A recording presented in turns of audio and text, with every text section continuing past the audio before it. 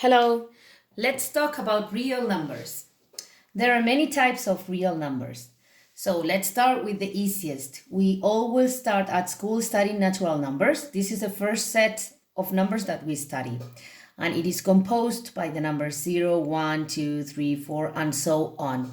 You know that there are infinite numbers inside this set, okay?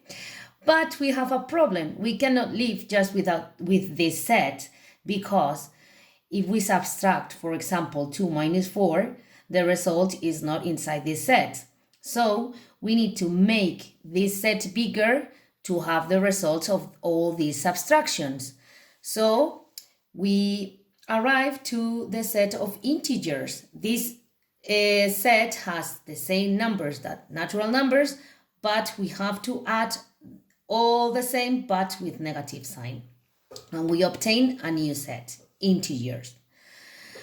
But we still have a problem with this set. And the problem is that there are certain divisions that don't have a result inside this set.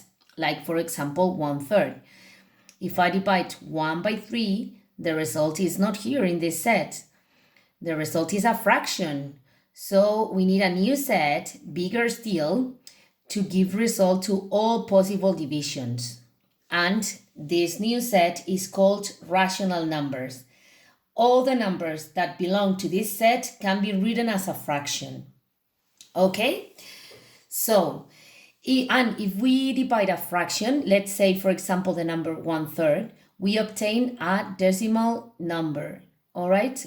But this decimal number has a finite number of decimals. Or the other choice is that it follows a pattern. For example, there's a group of decimal digits that repeats and repeats again and again. All right? If we place all these numbers, these three sets in a number line, that you know we can, real numbers can be represented in a number line, we would still have some holes, some points in the line that don't represent any of these numbers. And those holes can be filled with irrational numbers. These irrational numbers cannot be written as a fraction. They are numbers with infinite decimal digits that don't follow any pattern. All right? So now we know more about real numbers. I drew this diagram that represents all the sets that we explained before. So see, these are natural numbers. They are inside the integers numbers, which is a bigger set that includes natural. Then rational includes integers and natural, and a different set is irrational numbers. But these two together, rational plus irrational, form the set of real numbers. Okay? And with this set, all the points in the number line will have a real number. Okay? All the points will be represented by a real number. So to finish with the explanation, I want to classify the following numbers. So let's discuss about them. First one, 25/5. This is a tricky one because when you look at it, you first think about a rational number because this is a fraction. But if you divide 25 by 5, the result is 5, which is a natural number. So I would place this number here. Be careful with these kind of things. Then we have this number that is quite big, but it is still a natural number. You know that. Then we move to this one. This is a periodic decimal number. This 21 repeats again and again, an infinite number of times. So, and this number can be written as a fraction. There's a method that I'm sure you studied before, but now we don't have time to talk about it. But we know this can be written as a fraction. So I'll place this number here.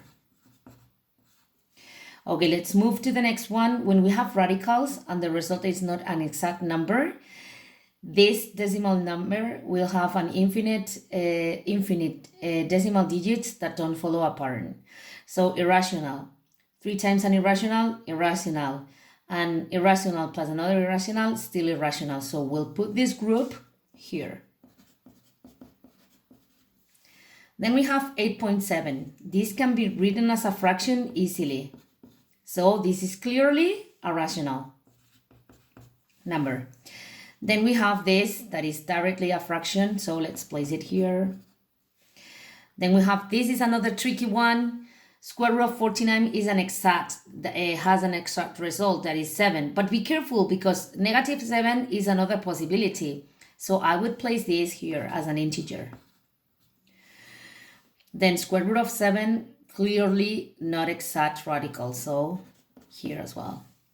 Then pi cubed minus 2, this is a typical irrational number. It has infinite decimal digits that don't follow a pattern. If it is cubed and we subtract 2, it is still an irrational number. This one, clearly integer. And be careful with this because this doesn't have a group of number that repeats again and again because it is 0, 2, 0, 0, 2. We know what will be the next result, but there's no pattern here that repeats again and again. So this is an irrational number as well.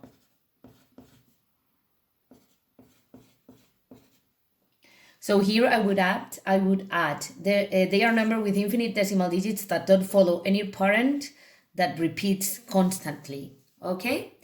So I hope you understood and I'll see you soon. Keep on working. Bye.